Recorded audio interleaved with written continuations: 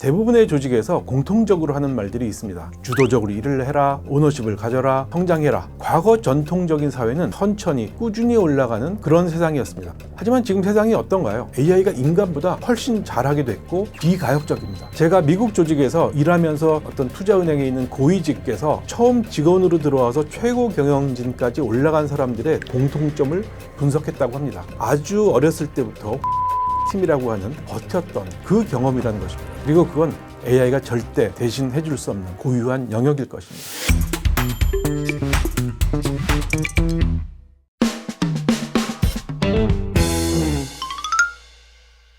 저는 개인적으로 인사 관련된 일을 34년째 해오고 있습니다. 34년 동안 일을 하면서 여러 회사들을 거쳤지만 예전에 야후, 구글, 카카오, 실리콘밸리의 스타트업까지 많은 조직들을 봐왔는데요. 굉장히 여러 인더스트리, 산업을 거치는 경험을 했습니다. 예전에 전통적인 사업에도 있었고 반도체 사업에도 있었고 그 다음에 인터넷에도 있었고 컨설팅도 했었고요. 구글이라는 회사를 가면서 미국도 가게 되고 또 미국 안에서 실리콘밸리의 스타트업도 경험을 하고 또 다시 한국도 돌아오는 이런 경험을 하고 지금은 대학교에서 학생들을 가르치고 있죠. 사실은 저로서는 굉장히 불편한 경험이긴 했습니다. 그렇지만 이런 생각도 동시에 했죠. 내가 성장할 수 있는 가장 좋은 방법이 뭘까? 조금 불편하더라도 그 조직에 가서 다시 한번 실패도 하고 돌이켜봤을 때 한 2, 3년 후에는 완전히 다른 차원의 내가 돼 있구나 라는 것들을 경험을 했던 것이죠. 그런데 운이 좋게도 제가 가고자 하는 그런 길들이 앞으로 3년 또는 5년 후에 새로운 세상을 여는 그런 새로운 인더스트리에 있는 그런 회사들이었다는 것이죠. 물론 저는 개인적으로는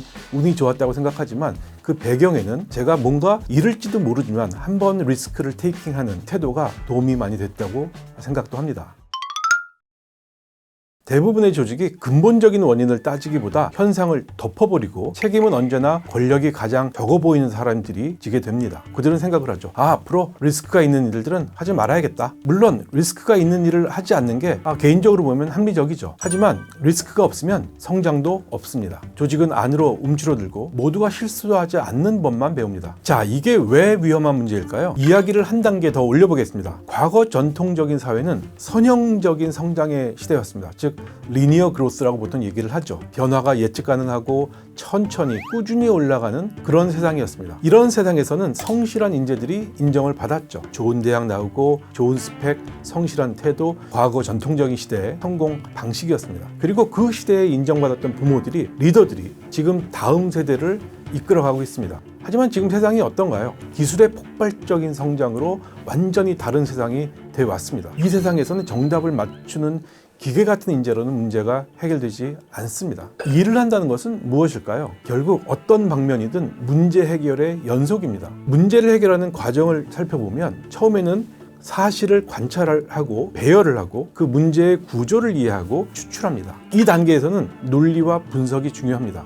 이건 이미 AI의 영역이죠. AI가 인간보다 훨씬 잘하게 됐고 이것은 비가역적입니다.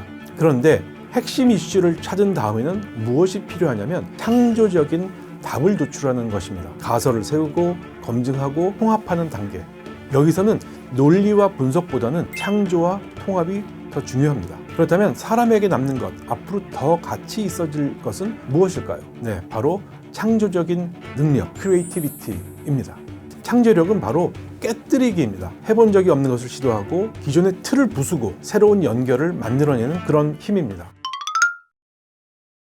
자, 그렇다면 이 창조력은 어디서 나오는 걸까요? 심리학에서 오래전부터 이야기해온 개념 하나를 보겠습니다. 사람에게는 4가지의 영역이 있습니다. 가장 안쪽은 컴포트 존, 즉 가장 안전하다고 느끼는 그런 구역이죠. 안전하고 익숙하고 내가 통제할 수 있는 그런 영역이죠. 여기서는 큰 불안감은 없지만 대신 성장도 없습니다. 그런데 컴포트 존에서 한 단계 나가게 되면 그 바깥쪽에는 fear zone, 즉 두려움의 영역이 있습니다. 여기서 사람들은 변명을 찾고 자신감을 잃습니다. 그런데 대부분 여기서 다시 안쪽인 컴포트 존으로 돌아가게 되는 것이죠. 역시 불편한 게 안 좋아, 위험해, 그냥 컴포트 존이 가장 좋은 안전지대야 라는 생각들을 학습하게 되는 것이죠. 그 다음이 러닝 존, 새로운 기술을 습득하고 외부의 피드백을 받아들이는 그런 영역입니다. 그리고 가장 바깥쪽이 그로스 존, 비전이 확장되고 새로운 목표를 스스로 정의하는 그런 영역입니다. 자, 여기서 핵심은 바로 이것입니다. fear 존을 통과하지 않고는 절대 학습의 존을 넘어서 그로스 존, 성장의 존으로 갈 수가 없다는 것입니다. 실패와 두려움을 겪지 않고는 성장이 없다는 것이죠. 그런데 우리 조직 조직과 사회가 지금 뭘 하고 있는 거냐면 구성원들이 피어존에 발을 딛는 순간 그거 괜찮겠어? 예전에 안 했던 거잖아. 전례가 뭐였어? 실패하면 책임은 네가 질 거야? 이러면서 다시 바로 끌어당깁니다. 결국 사람들은 컴포트존 안에서 익숙하고 반복적이고 예측 가능한 일들만 하게 되는 것이죠. 이런 조직은 결국 사람을 AI보다 못한 존재로 만드는 그런 조직이 되는 것이죠. 제가 미국 조직에서 일하면서 사례가 하나 있습니다. 제 옆집에 사는 어떤 투자은행에 있는 고위직께서 밥을 먹다가 얘기를 해준 건데요. 이 회사에서 처음 직원으로 들어와서 최고 경영진까지 올라간 사람들의 공통점을 분석했다고 합니다. 사실 대부분 사람들은 하버드를 나오거나 스탠포드를 나오거나 박사를 했거나 이런 공통점이 있을 거라고 유추를 했었답니다. 그런데 모든 조사를 마치고 연구를 해본 결과 그 결과는 학벌도 스펙도 아니었다는 것입니다. 가장 반전이었는데요. 재밌게도 이 사람들이 아주 어렸을 때부터 고등학교를 거치고 varsity 팀이라고 하는 학교의 스포츠 팀에서 끝까지 탈락하지 않고 버텼던 그 경험이라는 것입니다. 근데 이 과정에서 내가 아주 빛나는 주전이냐 동료들을 도와주는 후보냐 이것이 상관이 없었다는 것입니다. 내가 다소 덜 빛나는 자리에서도 끝까지 팀을 위해서 노력하는 그 자세, 이 사람들의 공통점은 결국 실패를 견디는 끈기였습니다. 그런데 잘 생각해 보시면 AI는 이런 것을 가질 수가 없습니다. AI는 단 한 번도 넘어져 본 적이 없는 거죠. 10번 공을 맞추지 못해도 다시 배트를 쥐어본 그런 경험이 없습니다. 벤치에 앉아서 팀을 응원하면서 3년을 버텨본 그런 경험도 없는 것이죠.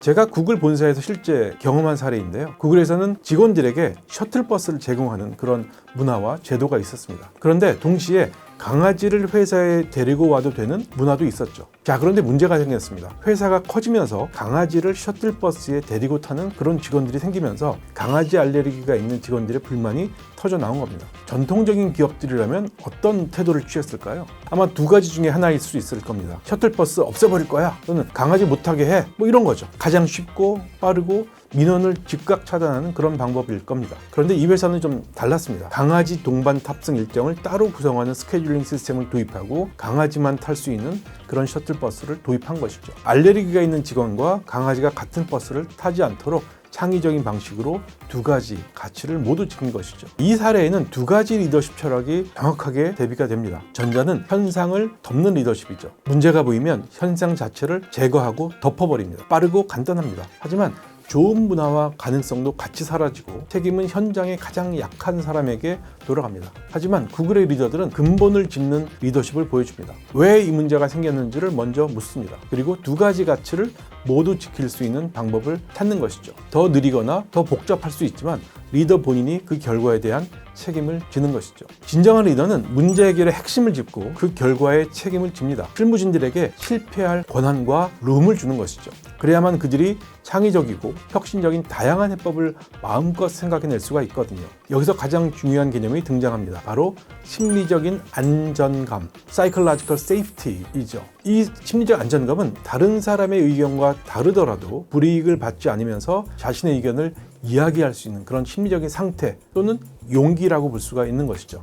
근데 그것이 나이나 직급이나 부의 정도나 이런 것과 상관이 없어야 됩니다. 심리적으로 안전한 조직은 오히려 더 치열하게 논쟁을 합니다. 다만 그 논쟁이 사람을 향하지 않고 문제를 향합니다. 그리고 이건 리더의 역할이 굉장히 중요하죠. 리더의 불안이 구성원에게 향하는 순간 조직과 사회는 안으로 움츠러듭니다. 그리고 그 움츠러든 자리에는 성장도 창조도 혁신도 나오지 않습니다. 지금 우리에게 필요한 건 진정한 리더입니다. 자기 불안을 감당하면서도 구성원이 피어존을 잘 통과할 수 있도록 옆에 있어주는 사람, 현상을 덮는 대신 문제의 근본을 짚고 그 결과에 책임을 지는 사람, 정답을 가르치는 대신에 시도할 수 있는 환경을 설계하는 사람, 그런 사람과 리더들이 가정에서, 학교에서, 기업에서, 정부에서, 지금 우리 사회 모든 곳에서 필요한 리더들의 모습입니다. 내가 지금 서 있는 이 자리에서 내 옆에 서 있는 사람이 넘어졌을 때 끌어당기지 않고 기다려주는 것, 그것이 바로 새로운 세상의 시작입니다. 그리고 그건 AI가 절대 대신해 줄 수 없는 그런 인간들이 할 수 있는 고유한 영역일 것입니다.